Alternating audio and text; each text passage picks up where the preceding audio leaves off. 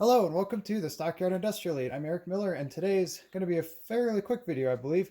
I'm just going to show you some of the things that I do at the end of an ops session. And so most importantly, of course, is before you bid your crews goodbye, make sure you have all the tools from them, like any switch sticks they may have used, clipboard, obviously, keys is a big thing. They could walk away with that easily in their pockets. Turn down the layout, make any adjustments you might need to with your locomotives, but anyways, basically, put this stuff away. And one of the most important things I find is to do some work on stuff that you may have noticed, or at least, make sure you pull anything out that you notice didn't perform up to your expectations. So let's put this stuff away in here.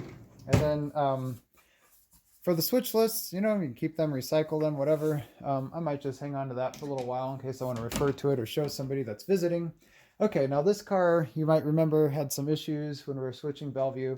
So we're going to go ahead and sideline it and make sure we check the coupler height on that one. And then this one, I want to finish putting the grab irons and stuff on. So both of these need to go back to the workbench.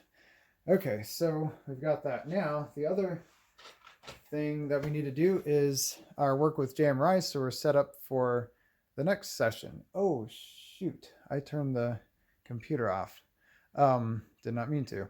Okay, so this is one of the last times I'm going to use the old computer, and I'm going to move everything else up to the new computer. But anyways, I'll show you how I close up JMRI. This is not a good sign. It looks like I hosed my computer by flipping the switch. I'm used to just flipping the switch to turn off the layout, but I kind of forgot that I have the computer connected to the same switch. Anyways, this happened a few years ago and I had to rebuild the computer. And since I'm not going to do that again, since I'm going to transition JMRI to the upstairs computer anyways, I might just forget about it.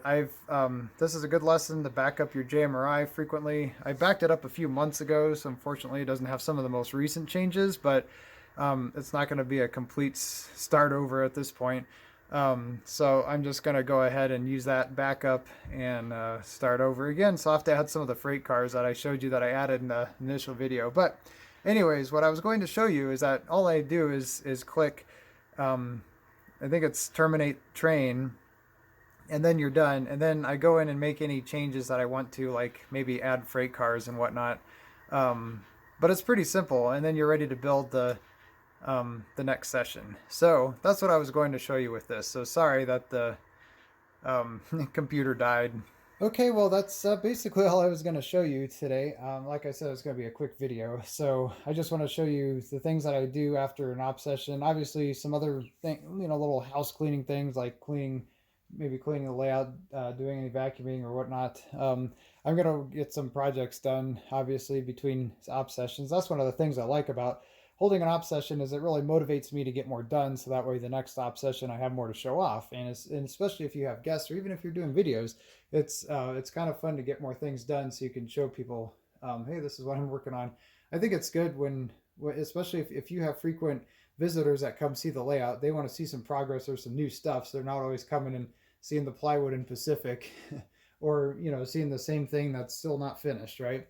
So after this video, I'm going to do another ops video for next week, and then after that I'm going to show you an exciting new project that I'm about to start off on. So that'll be the next thing. But I really hope that you enjoyed this operating session series and showing you the process that I go through every time. And then so basically now that we're done with this, I just start back to the beginning. I go through, like I said, I'm going to look at those freight cars that need fixing, and then try to get some more projects done before the next op session, and then easily build the next schedule or the next switch list for the op session. And then, after that, we just start operating again. So it's a pretty easy cycle, especially with the layout this size. It's really easy to get operating again. It just takes a few minutes of going through these things quickly. And then I also want to put a plug out there in case we go through with it, is the Rocky Op coming up next April 30th through May 2nd, and I'll be one of the layouts hosted with that if everything looks favorable for doing that. And that's kind of a cool thing because I usually host 2 ops sessions, and so that's kind of where I get to practice, doing 2 ops sessions in a row and hurrying between the two. So okay, I think that's it for now. So thanks again for joining me along in this series. Hope it was enjoyable. Feel free to leave any questions down below if you have any, and let me know if there's anything you'd like to see. And I will see you next week with another operations video.